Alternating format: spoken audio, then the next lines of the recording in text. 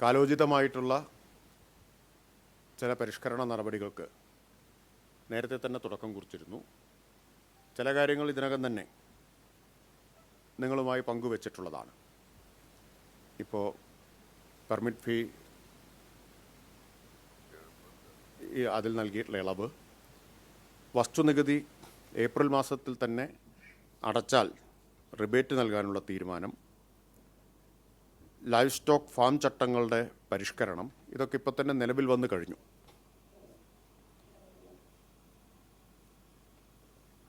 ഇതിന് പുറമെയാണ് തദ്ദേശ വകുപ്പിനകത്ത് നടന്ന ചർച്ചകളുടെയും വിവിധ സ്റ്റേക്ക് ഹോൾഡേഴ്സുമായി നടത്തിയിട്ടുള്ള ചർച്ചകളുടെയും അടിസ്ഥാനത്തിൽ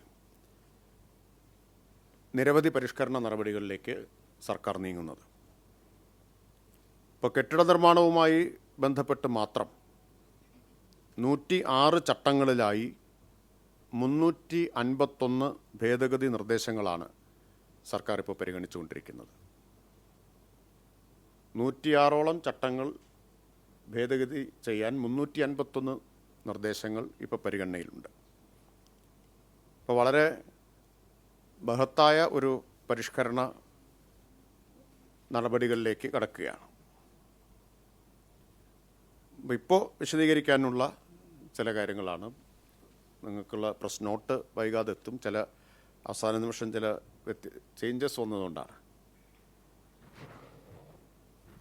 ഒന്ന്, സമയബന്ധിതമായി സേവനങ്ങൾ ഉറപ്പാക്കാനും അഴിമതി തടയാനും ലക്ഷ്യമിട്ടുകൊണ്ട് സ്വീകരിക്കുന്ന നടപടികളാണ് ഏറ്റവും പ്രധാനപ്പെട്ടത്.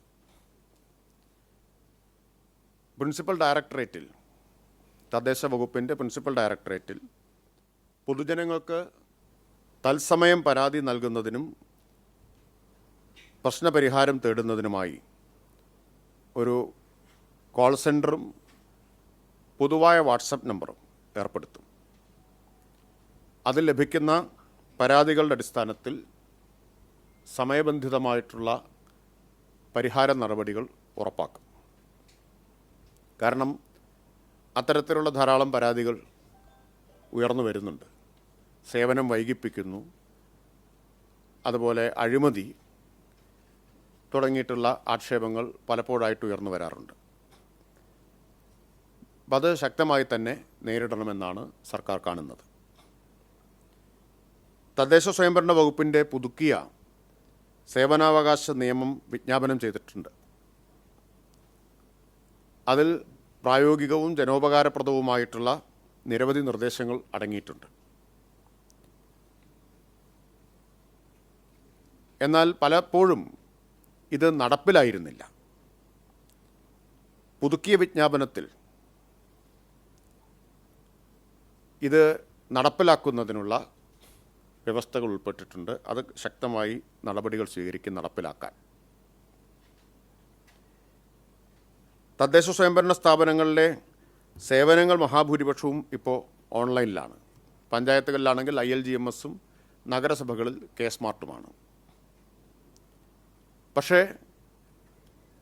ചില ജീവനക്കാരുടെയെങ്കിലും ഭാഗത്തു നിന്ന്, എല്ലാവരും അല്ല, ചിലരുടെ ഭാഗത്തു നിന്ന് ഓൺലൈനിൽ അപേക്ഷ കൊടുത്താലും അപേക്ഷകരെ നേരിട്ട് മുന്നിൽ വരുത്തുന്ന ഒരു പ്രവണതയുള്ളതായി ശ്രദ്ധയിൽപ്പെട്ടിട്ടുണ്ട്.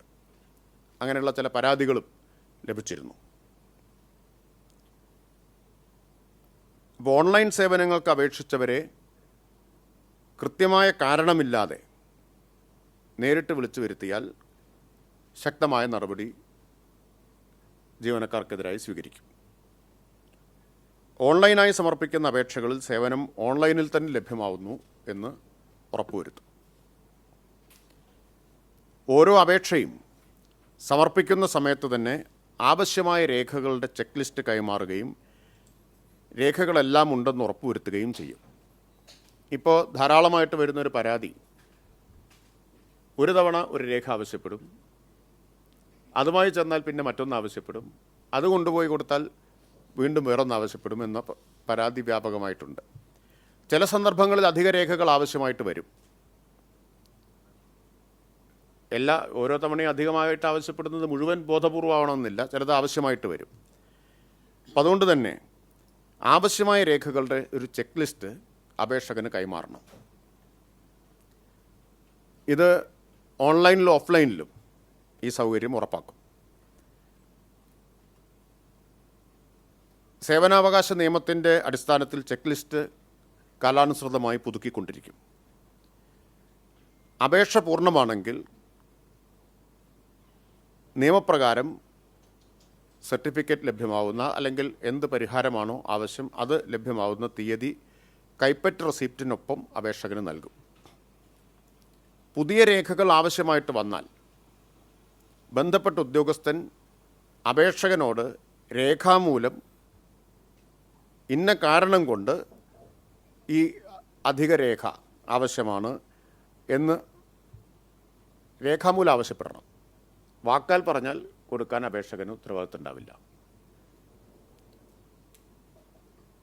എന്നാണ് ഞാൻ പറഞ്ഞത്, ചിലപ്പോൾ അധിക രേഖകൾ ആവശ്യമായി വരും.